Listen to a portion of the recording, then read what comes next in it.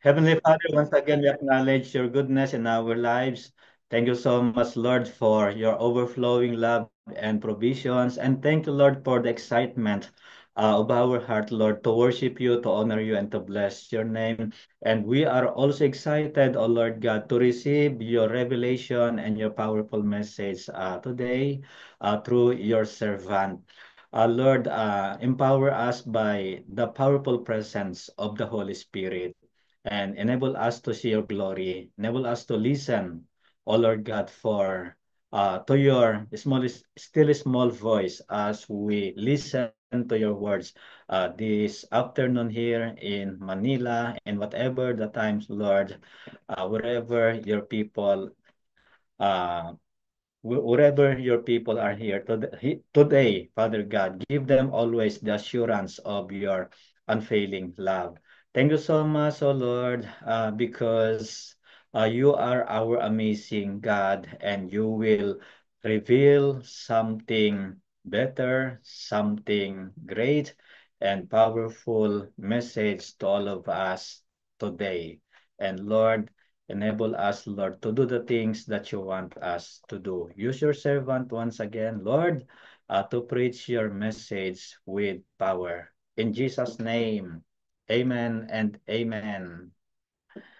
So, nice ko pong i-share yung aking screen, ano po, at sa mga nakapag-attend po dati sa Breakthrough Shores ng Grace, ito po yung lesson na ginamit ko dati pero may mga ilang revision na po akong ginawa dito, no po. At gusto ko sapagkat Bible sa Pilipinas po sineselebrate po ngayon yung tinatawag na Bible Month, no po, kanya ito po yung gusto kong ma-share. So, hindi ko lang alam kung maging sa ibang bansa o maaaring dito lang sa Pilipinas dahil programa po ito ng Philippine Bible Society. But since na tayo po ay mga Filipino no po na sumusuporta pa rin sa programang ito ng Philippine Bible Society, ay atin pong pagbulay-bulayan yung kanyang mga salita na kung saan ay patuloy na nagpapahalaga po doon sa banal na kasulatan na binibigay sa atin ng ating Panginoon. So, ganito, nais ko pong pasimulan sa ganitong pangungusap. The Christians who spend time to meditate on God's Word are victorious. So, alam ko po na agree kayo sa akin dyan. Sapagkat po pwedeng maraming magbigay sa atin ng kaparaanan para magtagumpay tayo. Po pwedeng yung karunungan natin, yung lakas natin at maring ibang tao. Pero lahat ng yan ay meron pong limitasyon o hangganan. Pero yung mananampalataya na talagang araw at gabi minemeditate, nagiging bahagi ng kanyang buhay yung salita ng Diyos, ay sigurado pong magtatagumpay. Because the Bible is the book of the victorious. Amen po. So ikaw na naririto ngayon ay victorious ka kasi ang araw-araw na gumagabay sa iyo ay yung salita ng ating Panginoon. Kanya merong isang katanungan, can this book, the Bible, be trusted until today? So ano, sa akin po personally ay yes na yes yung aking sagot yan. Sapagkat simula pa nung ako'y makakilala sa Panginoon, ma-convert po sa pananampalataya sa pamamagitan ng Methodist Church, ay yung passion ko sa pagbabasa ng Bible ay hindi po nagbago. Yung paggalaw ko dun sa salita ng Diyos na maging bahagi ng aking buhay araw-araw ay talagang nagbigay po ng kagalakan, pag-asa at alam ko na pagtatagumpay hanggang ngayon. Sapagkat sabi sa Isaiah chapter 40 verse 8, the grass withers and the flowers fall, but the word of our God endures forever. So salita po yan ng ating Panginoon na sinasabing kailanman ay hindi po lilipas or mawawala. At in-empower ito ng Panginoong Jesus doon sa Matthew 24 verse 35. Sabi ng Panginoong Jesus mismo, heaven and earth will pass away, but my words will never pass away. At amen na amen po dyan. Sapagkat maraming beses nang tinangkan na yung Biblia o o yung salita ng Diyos ay wasakin ng mga hindi tumatanggap sa salita ng Diyos pero nanatiling nasa buhay po natin yung Biblia at ngayon hindi na lang siya binabasa sa pamamagitan po ng printed na Bible ano po kundi nasa cellphone na natin at nasa iba't ibang kaparaanan para maging available talaga yung salita ng Diyos araw-araw. Kanya hindi talaga kayang wasakin ng sinuman yung salita ng Panginoon. So ang title po ng message ng Diyos para sa atin ngayon ay Power of Double-Edged Sword mula sa Hebrews chapter 4 verse 12 na ganito po yung sinasabi, For the word of God is alive and active, sharper than any double-edged sword. It penetrates even to dividing soul and spirit, joints and marrow. It judges the thoughts and attitudes of the heart. So alam ko po na maraming beses na nating na-encounter yung salitang ito. So, brothers and sisters, the Word of God is alive and active. Ano po? Meaning, talagang araw-araw mararanasan natin, may empower tayo, at araw-araw ay napakasarap na maging bahagi ng buhay natin, karanasan at sa mga plano po natin. And I believe also, I agree, it is a double-edged sword that should penetrate our whole beings, especially our hearts. May time na pwedeng masugatan tayo, ano po, pero yun ay paraan ng Panginoon para maramdaman natin na may mga gusto siyang isaayos pa sa buhay natin, baguhin sa atin, at gusto niyang improve pa yung ating pananampalataya. At may time na ito ay nagko-comfort sa atin. Amen po. May pagkakataon na kapag ka malungkot tayo, kapag ka binasa natin yung banal na kasulatan, ay papalitan ng Diyos ng kagalakan yung kalungkutan na yan. At may mga pagkakataon na parang di natin nakikita kung ano yung mangyayari sa kinabukasan ay papakita ng Diyos na naruroon na siya sa kinabukasan sa pamamagitan ng kanyang mga salita. At totoo, God's word is alive and active. Mga minamahal na mga kapatid, kanya dapat ito ay nasa puso natin, nasa kaloob-looban ng buhay natin na madalas mong sinasabi na ito ay hugutin natin sa panahon na kinakailangan po nating hugutin yung salita ng Diyos. Then another question, what makes the word of God sharper than any double-edged sword? So bakit ito yung sinasabi ng Hebrews, ng author ng Hebrews? Ano po? Una, because God spoke it powerfully. No po, tandaan natin nung magsalita yung Diyos sa Biblia, sinasabing nag-vibrate yung kanyang tinig sa buong mundo nung sabihin niya doon sa Genesis chapter 1 verse 3, let there be light. So very powerful na declaration yun ng Panginoon. Marami pang mga powerful na declaration yung ating Panginoon. Hindi po ba, be still and know that I am God.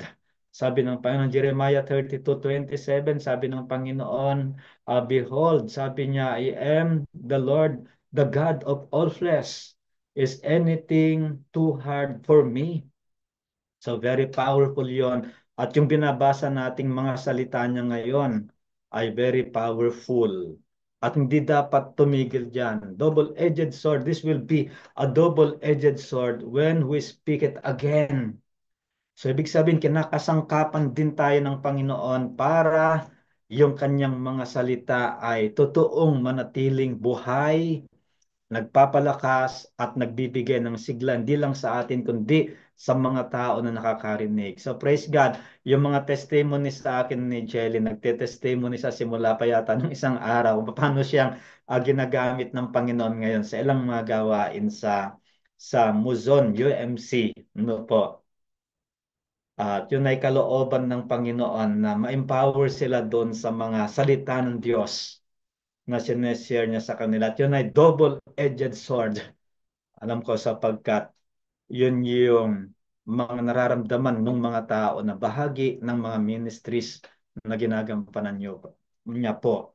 So another question, does the Bible greatly influence your life and character? So ang sagot uli dyan ng tunay na mananampalataya ay yes. Sapagkat yung totoong ina-absorb niya yung salita ng Diyos araw-araw ay na-impluwensyahan yung buhay niya, yung karakter niya para mas lalo pang maging kalugod-lugod sa Panginoon. Kung dati matatakutin ay hindi na matatakutin. Kung dati ay negative pa rin, ngayon ay hindi na. Kung dati magagalitin pa rin, dahil sa salita ng Diyos ay nabago na yung lahat ng mga bagay na yon at nakikita sa kanya yung kalwalhatian ng Panginoon. So the word of God must be alive and active in our lives. So we need to activate the word. Ito po yung challenge sa atin. Kinakailangan sa buhay daw natin ay maging available lagi yung salita ng ating Panginoon. At yung Diyos ay available din lagi sa buhay ng mga tao dahil yung kanyang salita ay daladala po natin. May tatlong bagay para talagang makita natin yung the power of the double-edged sword. Number one, it is a challenge for us to reflect the Word of God deeply. Ano po? Hindi tayo tinawag ng Panginoon para basahin lang yung kanyang salita araw-araw para makatupad doon sa ating pangako na at least ay mabasa natin ng buo yung Biblia sa loob ng isang taon. Di ba merong ganun na ang goal nila ay mabasa yung Bible, buong Bible sa loob ng isang taon. Pero higit pa ron, dapat ay nare-reflect, minimeditate day and night yung salita ng ating Panginoon na maging bahagi ito ng ating buhay at karanasan. Meron isang preacher, sabi niya dati, na hanggang hindi nagririma sa akin yung salita ng Panginoon, kahit na isang talata lang yan, binabalik-balikan ko, kahit hindi ko muna mabasa yung iba, ang mahalaga ay nakatagpo ko, na-encounter ko yung Panginoon dun sa talatang yon na aking pinabasa. So we need to meditate the Word of God daily or day and night. Sapagkat ito yung ang naging practice ni Joshua at iba pang mga Israelita. Sapagkat sinabi sa kanila ng Panginoon sa Joshua 1:8, keep this book of the law always on your lips, meditate on it day and night so that you may be careful to do everything written in it. Then you will be prosperous and successful. So dahil inabsorb niya na Joshua yung tagubilin na yun ng Panginoon. Ito yung nagdala sa kanila sa pagtatagumpay. And later on, hindi pwedeng ipagmalaki ni Joshua yung kanyang husay sa pakikipagdigma, yung kanyang gift doon sa art of war na tinatawag, kundi dahil sa salita ng Diyos na gumabay sa kanila kung bakit nagtagumpay sila sa lahat ng mga digmaan at mga challenges na pinagdaanan nila. Tayo man magtatagumpay dahil sa presensya at kapangyarihan ng Diyos, lalong-lalo na sa pamamagitan ng kanyang mga salita. So we need to absorb the word of God, devour it like a hungry one.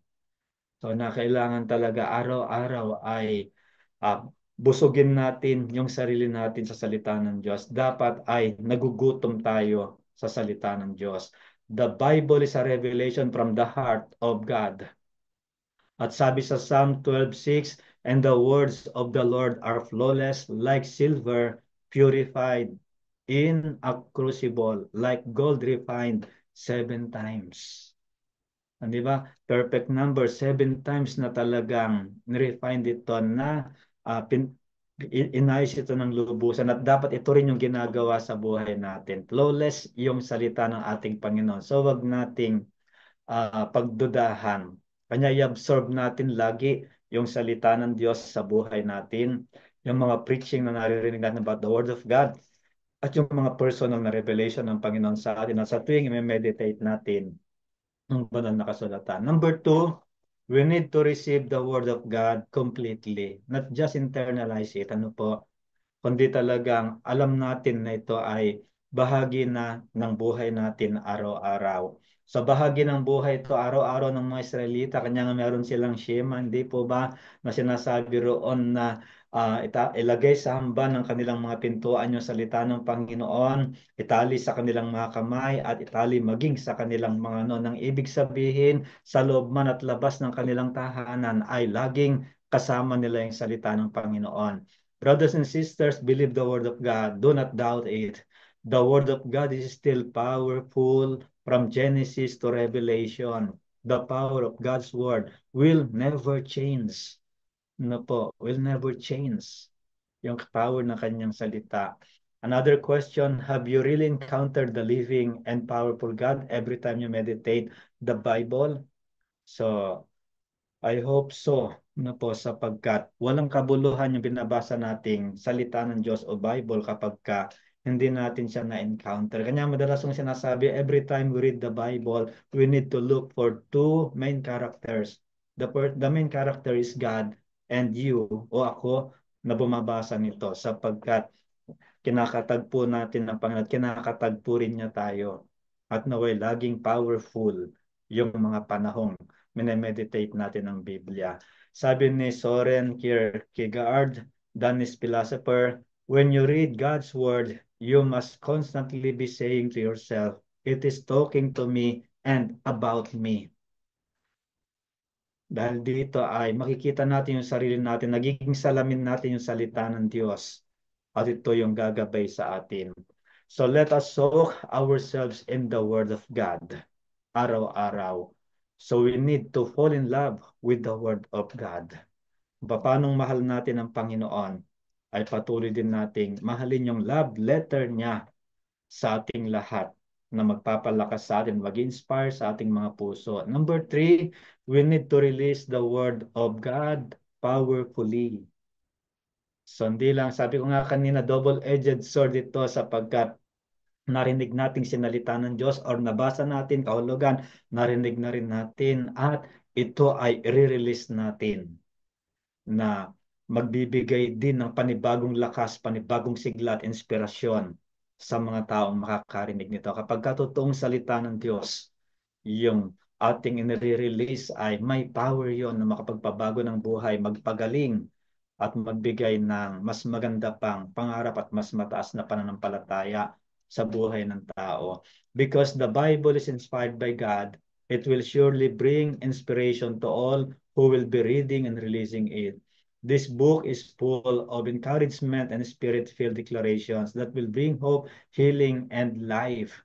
So niya, laging laging binibigay sa akin ng Panginoon yung kanyang encouragement sa tuwing babasahin ko yung Biblia. Sa tuwing babalikan ko na yung madalas kong sinasabi na life verse ko na Romans 10:11 na sinasabing the scripture tells us that those who trust the Lord will not be disappointed, will not be put to shame.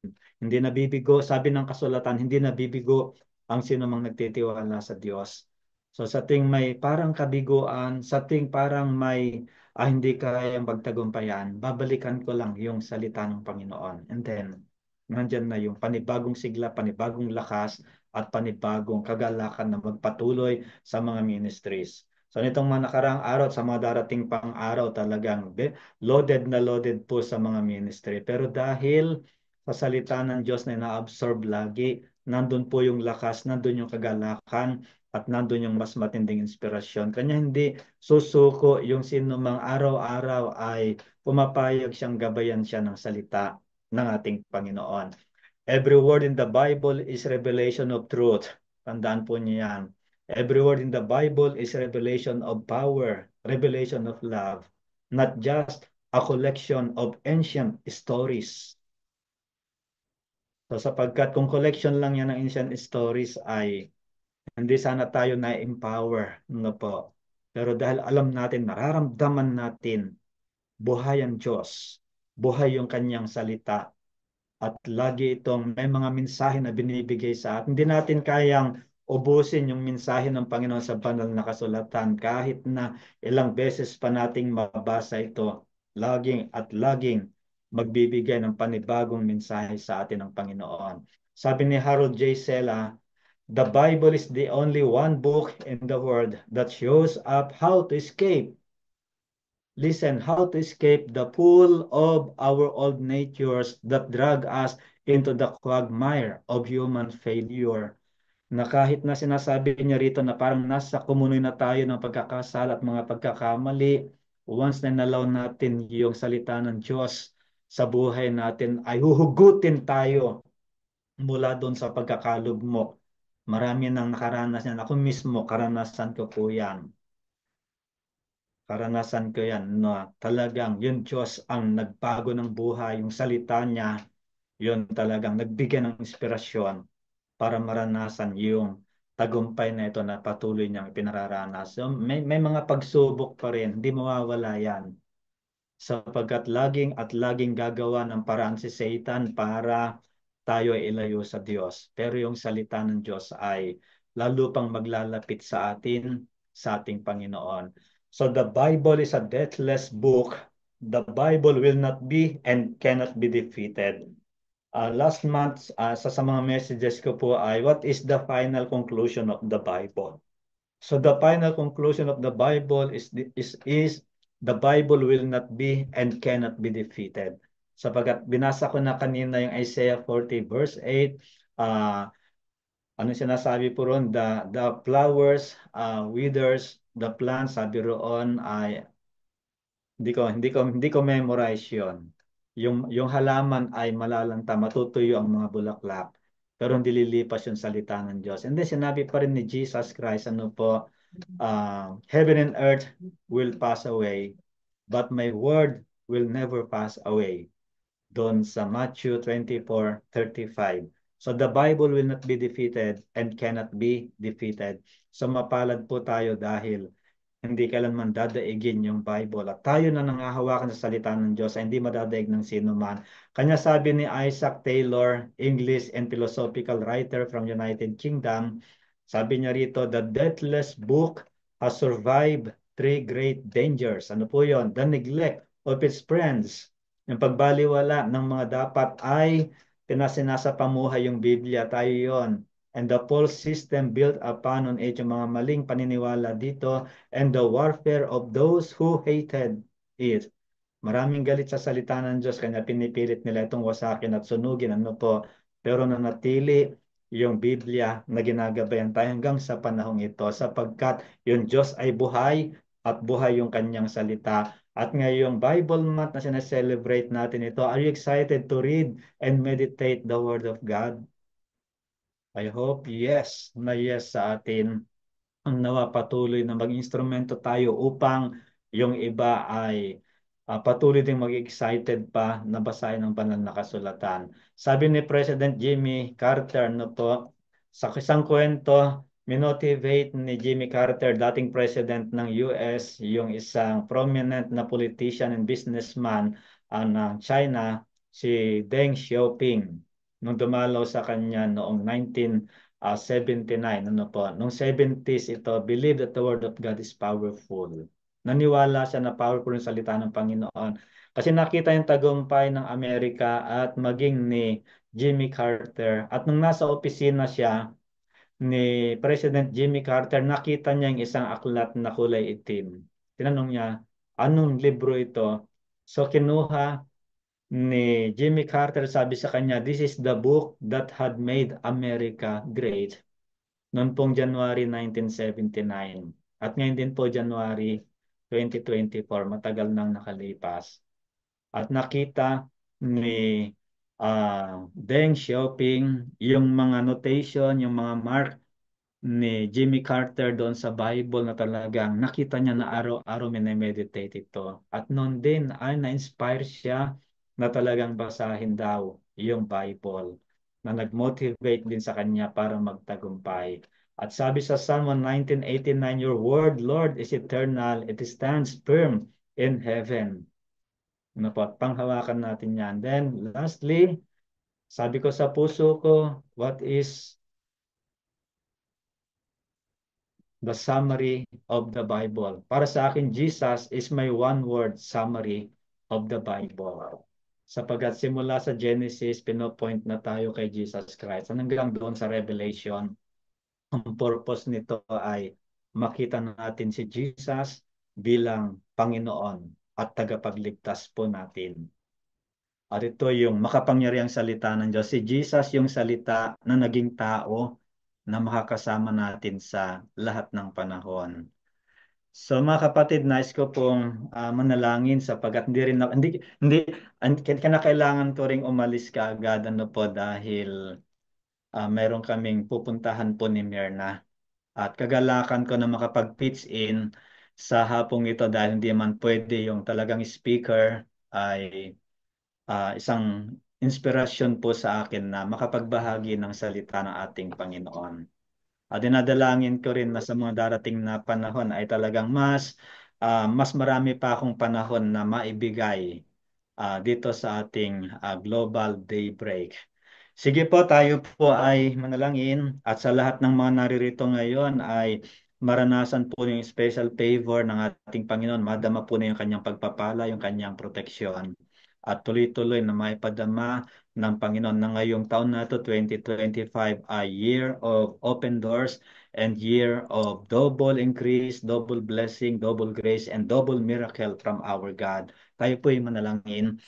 Banal at makapangyarihang Diyos, nagpapasalamat po kami sa kabutihan ninyo sa aming mga buhay. Salamat po sa iyong mga salita na bagamat na-share ko na dati ito sa Breakthrough is Yours ng Grace aming Panginoon.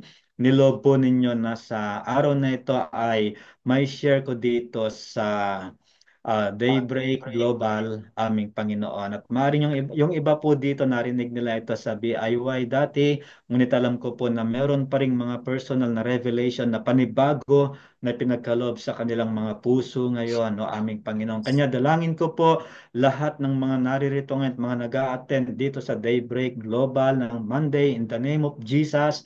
Maranasan po nila yung makapangyarihang pagkilos po ninyo, katagpuin nyo sila sa bawat araw, punan nyo sila ng mga inspirasyon sa kanilang mga puso at yung salita nyo na binubulay-bulay nila sa bawat sandali ng kanilang mga buhay ay magbigay sa kanilang lakas ng sigla, panibagong pag-asa, inspirasyon at higit pang pagtatagumpay o aming Panginoon. Thank you so much, O Lord God, because you are our very powerful God and you are more than willing, Lord, to do the things beyond, to give the answer to our prayers beyond our expectations, O Lord God. Salamat sapagkat ngayong 2025 ay year of open doors. Kanya ibukas niyo po yung mas maraming opportunities sa lahat ng mga anak ninyong naririto ngayon. Ibukas niyo po yung mas maraming kapahayagan ng pagpapala sa kanilang mga buhay. In the name of Jesus, because this year 2025 is the year of double grace, double increase of blessing, double miracle for your people. Nire-release ko to sa lahat ng naririto ngayon. Mararanasan nila sa personal na buhay nila, mararanasan po nila sa kanilang pamilya, mararanasan nila sa kanilang mga trabaho, at mararanasan nila maging sa kanilang mga ministries na pinagkakatiwala po ninyo aming Panginoon. Aba Father, yakapin niyo po silang lagi ng iyong mapagpalang kamay, palakasin niyo silang lagi, ipadama Yes, aming Lord. Diyos na hindi niyo sila tatalikuran, sapagkat laging may nihanda kayong pinakamabuti para sa kanila. Maging Panginoong Kristo, aming Panginoon, na patuloy na tinataglay ng kanilang mga puso ay maging power lagi sa kanila. Every time na bangkitin nila yung pangalan ng Panginoong Hesus, yung kapangyarihan niyo po ay dadaloy sa kanilang mga tinig, dadaloy sa kanilang mga kamay, dadaloy sa kanilang mga buhay, at dadaloy sa mga ministries na pinagkakatiwala niyo sa kanila, at maging yung banal na espiritu ay laging mararamdaman po nila Yes, aming Lord. Panginoon na mag-overflow sa kanilang mga buhay.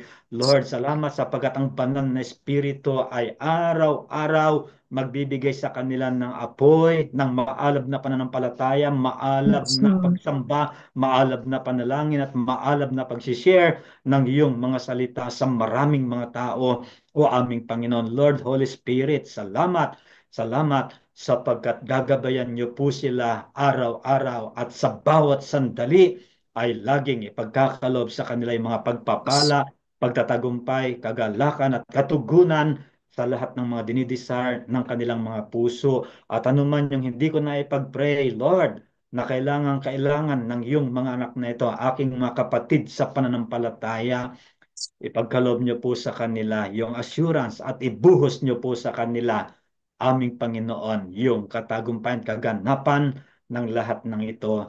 O Lord, sa iyo po ang kapurihan at ang karangalan sa tanging pangalan ng Panginoong Jesus. Amen and amen. Amen. Sige po, pagpaumanhin po ninyo, ano po, Amen and amen. pagpapaalam. Amen, Taga amen. nandyan naman, may mga pastor naman kayo dyan. Kasi Maraming pong pastor. salamat, Pastor God Robert. bless you, Pastor. God Thank you, bless Opo, Pastor. God bless din po sa you. bawat isa. Thank you po. Sige Thank po, you, bye-bye. God bless. Salamat God po, bless po. Pastor. Salamat po. Kay Sister Mirna. Thank Dali you, lang po. Pastor. So naghang Ate yung app Meng, na. ingat. Sandali lang, Pastor naghang. Robert. Sandali lang po, naghang ako dito. Pero pwede na kayong magpatuloy na maglilib na lang Okay ako. po. See you next Ate, month, Pastor. Yes. Yung basta, for, basta yung regular ko ng Tuesday. Pasensya na lang kayo, nagkataon lang talaga, ang laging nasasabay yung mga O God, to pray and intercede on behalf, Panginoon, of all the different issues around us, all the mga prayer points and focuses namin, Panginoon. Alam namin, O God, Lord, na ang lahat, Panginoon, ay narinig nyo, and you have already sent your holy angels with their bowls on their hands, Panginoon, Lord, to collect all our prayer requests, Panginoon. Deliver them to you, O God, and that you are already mobilizing them and sending them back, Panginoon, Lord, to us with all the answers to our prayers, Panginoon, according to your will and according to your plan. And so, Lord, we seal all our prayers that have been uttered right now, right here, O God, with the powerful blood of Jesus and the power of the Holy Spirit. We say yes and amen. And now we can thank you in advance for the answers to our prayers in the powerful name of Jesus Christ, our Lord and Savior. Amen and amen. Amen. Amen. Amen. So, before po yung ating Thanksgiving prayer, meron po ba tayong mga birthday celebrant dito sa room right now para po panalangin namin kayo and we can bless you with our declarations and prayers or anniversary, wedding anniversary po. Kaya parang wala po yata tayong birthday celebrant sa araw na ito. Okay, so sige po. Pastor Rory, kayo na po po, yung mag-assign po sa Thanksgiving prayer po. sige po, kapatid na Please. Peps, pwedeng kayo po ang mag-closing prayer. Yes, pa. Pwedeng paki-pray na natin po yung sama na rin yung prayer request ni Pastor Raul. Praying for the request for the Bible School sa GMC saka sa Bacolod at Negros.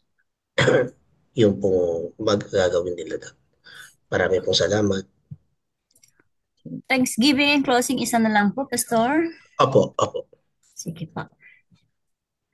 Sige po mga kapatid.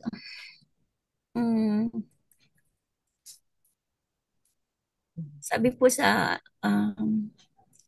Romans 5:1-2, our faith in Jesus transfers God's righteousness to us, and He now declares us flawless in His eyes. Amen. On and off po ang camera ko kasi nanganak yung aso ko, yung isa kong baby, isa poor baby ko. 6 sila, so magdamag kaming nagbantayan and it's a blessings. Nakakatuwa po. Pati yung pagiging vet, inako ko na. So, let us pray.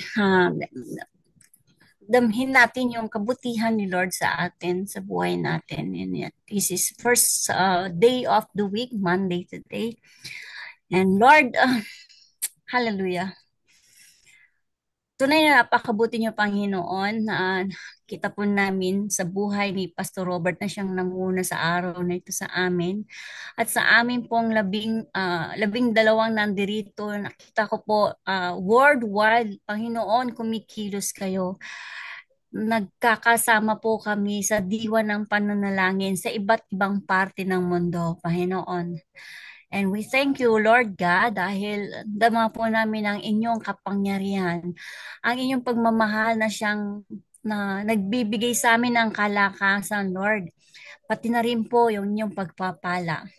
Panginoon, we thank you because nabusog po kami spiritual at lagi-lagi naman yung ginagawa sa amin to and lagi-lagi kaming nare-remind ng inyong kabutihan kung paano niyo po kami kung paano nyo kami nililikom ba yung inyong kamay, kung paano nyo kami niyayaka, Panginoon, sa pamamagitan ng inyong walang hanggang pagmamahal at pag-iingat. Lord, we thank you. We thank you kasi ah, malakas ng loob naming lumapit sa inyo at pinangahawakan namin lahat ng pangako na binibigay nyo sa amin. Ang kailangan lang namin is magbabad sa inyong presensya, magbabad sa inyong salita. Salamat, Panginoon. Yung sa opportunity na gantong ginagawa namin araw-araw. We thank you for the life of each and every one of us here. Sa bawat isa na narito at ang mga pamilya ng bawat isang narito. Lord, also, salamat din sa buhay ni Sis Jeline na kasama namin ngayon. We're praying na sa lalalabi niyang oras at panahon na mag-stay sa Pilipinas, be with her, Panginoon. Alam namin na ginagamit niyo siya upang mas makita sa buhay niya kung paano si Hesus Kristo ang siyang nakikita at nagli-lead sa kanya. Lord, we thank you, Panginoon. Ganon din sa buhay ni Pastor Raul na kasama namin ngayon, and dinadalangin namin yung kanyang kahilingan sa kanilang simbahan at yung Bible School ng GMC sa Bacolod, Negros Occidental, Panginoon. Lord, kung worldwide nga and global, nakikita namin kung paano kayo tumugon sa aming mga panalangin, lalo na po sa local, sa Pilipinas, Panginoon. Alam ko po, mahal niyo ang Pilipinas na siyang bansa namin at mahal niyo din kami, mga anak ninyo na naroon. At alam po namin, ang mga kahilingan namin ay meron kayong magandang plano, Panginoon. And be with it, Panginoon. In Jesus' name, yung thy will be done, Lord God. We thank you for everything. We thank you for the life of each and everyone, sa good health namin, sa strength namin at taglay namin ngayon. And we thank you because you are our Abba Father. So Lord, binabalik namin lahat ng kapurihan at ng pasasalamat sa tanging pangalan ng aming Panginoong Hesus Kristo. Amen. Amen and amen. Amen. Tanggapin po natin ang pagpapalan ng Diyos Ama, Anak at Espiritu Santo at ang kanyang buhay na salita sa mga bilang kabanatang 6 talatang 24 hanggang 26. Let us receive it with all our hearts.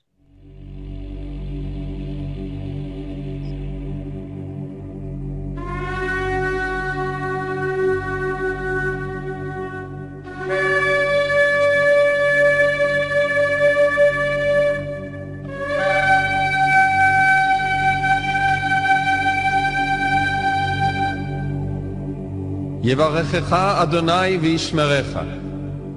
יאר אדוני פניו אליך ויחונקה. יישא אדוני פניו אליך וישם לך שלום. The Lord bless you and keep you. The Lord make his face shine upon you and be gracious to you.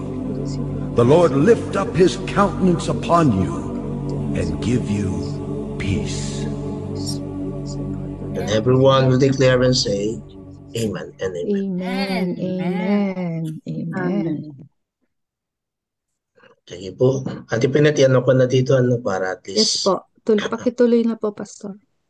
kaya po. Thank you po sa lahat. Purihin ang ating Diyos na buhay. At dali lang po, meron akong nakalimutan.